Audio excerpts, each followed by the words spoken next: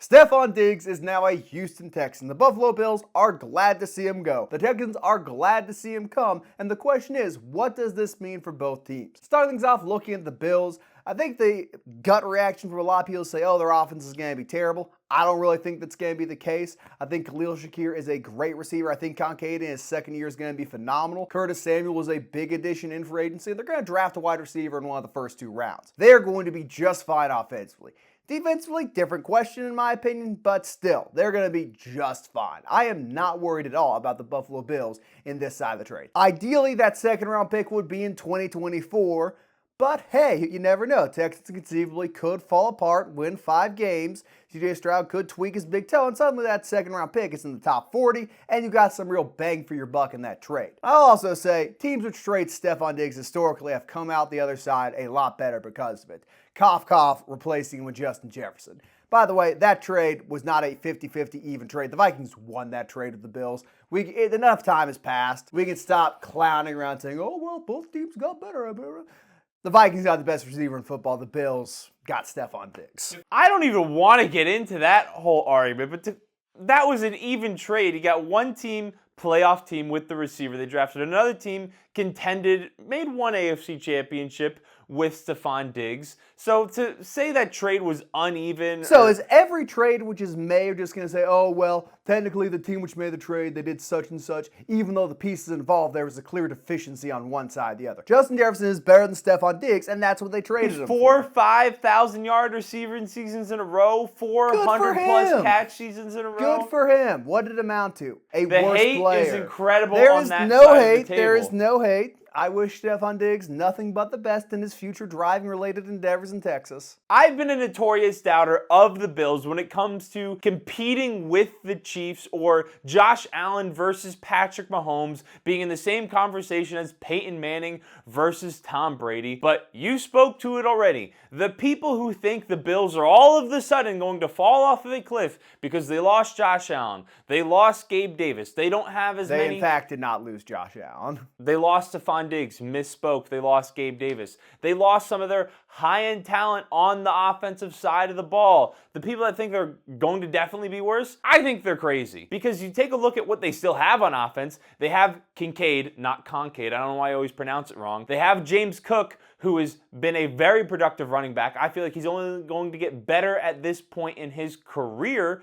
And they're probably adding a rookie receiver in the draft. And on the defensive side of the ball, you're going to have Matt Milano back, who is the most important part of their defense. And the amount of injuries the Bills sustained last season, there wasn't much continuity on the defensive side of the ball. So you're going to have that. Even if maybe they don't have as many talented players, there's going to be more continuity, you would hope, and I think that's going to help their defense. And you look at the rest of the AFC East, Patriots, bad roster, rookie quarterback, rookie head coach. The Jets, you got 40-year-old Aaron Rodgers, a left tackle that is injury prone, a wide receiver too that is injury prone and misses 3 to 4 games each season, and they have a great defense, sure, but the Jets, they've never done anything to make us think that they're a shoo-in to be better than the Bills, who have an elite quarterback. So that's not going to happen. And the Dolphins, they're in salary cap hell. They lost Christian Wilkins. They've only lost people this offseason. And what are they doing in Tua's contract here? Are they going to extend him? Are they not? What's happening there? So I think the Bills, still my favorites for the AFC East. Although I do think they are taking a step back, but the people who think they're taking a massive step back and aren't even going to be in the playoffs are crazy. They're not taking a step back. Diggs' targets are going to Kincaid. They're going to Shakir. They're going to Curtis Samuel. They're going to go into carries for James Cook, and they're going to go to whatever rookie wide receiver they draft in the first or second round and, quote, the deepest wide receiver class ever. They're going to be just as good, if not better, next year offensively. Also, you're not talking about the fact that Stefon Diggs was undoubtedly a negative in that locker room, screaming at people on the sideline, demanding more targets. The best stretches of football that Bills offense played was down the stretch when Diggs was getting far fewer targets and Khalil Shakir was the guy. Part of that's due to the fact that number one cornerbacks may have been on Diggs. He certainly wasn't getting double teamed if you go look at the double team rates for those final few weeks, but things will be just fine offensively in Buffalo. Just like things will probably be just fine in Texas. At the end of the day, I'm going to be critical of this trade on the Texans side because a lot could go wrong. But if things work out, they have one of the best offenses in football. great receiving room, very solid running game. You can say what you want about Joe Mixon. He's an upgrade, and a definitive upgrade over Devin Singletary, who was their leading rusher last year. He is a good running back. Talk about multiple 1,000-yard seasons. Joe Mixon is a pretty good runner. Joe Mixon, that's an overrated addition by a pretty, I mean, he has the name. Everyone knows who Joe Mixon is. They view him as a high-end running back because he's had those 1,000-yard seasons, but he's not an efficient runner of the football. Is it possible to be an efficient runner of the football behind the Bengals Devin O-line? Singletary had more yards per carry last season behind the Texans O-line than Joe Mixon did behind the Bengals O-line. Way better than the Bengals O-line. They at least have some tackle continuity on that left side. Let's be real about that for a second. The addition of Joe Mixon is not that drastic. It makes them better. The thing that certainly made them better is adding Stefon Diggs and having a trio of wide receivers that are better than any other wide receiver trio in the NFL. Nico Collins, top 10 receiver last season. As long as he continues to be that this year, doesn't even need to necessarily take a step forward, and you add Stefon Diggs to that mix, and you add a healthy Tank Dell back to that mix, who was incredible prior to breaking his leg. They retained Dalton Schultz. They retained their offensive coordinator, rookie quarterback, with the same offensive coordinator the next year, with better receiving weapons, did not really lose anyone.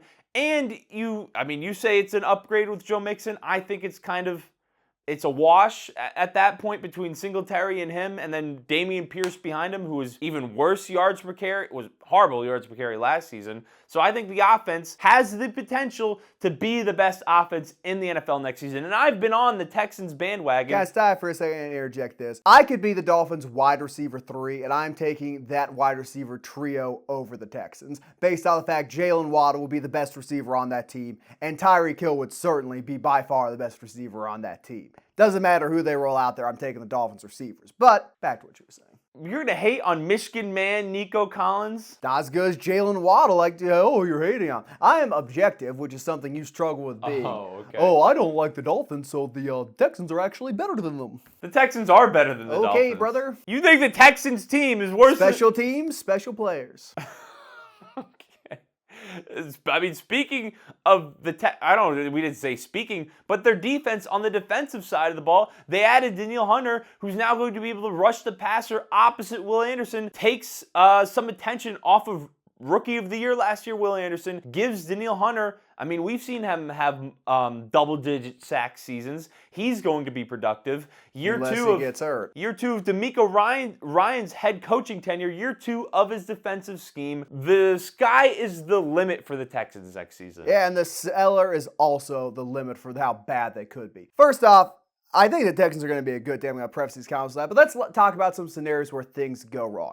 Tank Dell probably is not bouncing back and coming into the season 100%. You are a small wide receiver to begin with whose game relies on quickness, and you broke your leg. That is going to be hard to come back from. Anyone pretending it's not is delusional. Second off, you've got CJ Stroud entering his second year as a starter. Now, you don't always see it, but the sophomore slump is a real thing. It gets some of the best quarterbacks in the league. If you start an entire season, a lot of teams have film on you now. They know what's coming. They are still going to struggle stopping it, but they've got a much better plan to. You don't shock anyone in your second season if you've been a rookie starter, and as good as CJ Stroud was. He could have a little bit of regression. That could be an issue. And then, of course, you've got Stefon Diggs. And if the Texans do struggle out the gate, if they deal with some injuries early, if Stroud has a sophomore slump, how many games do you think it is?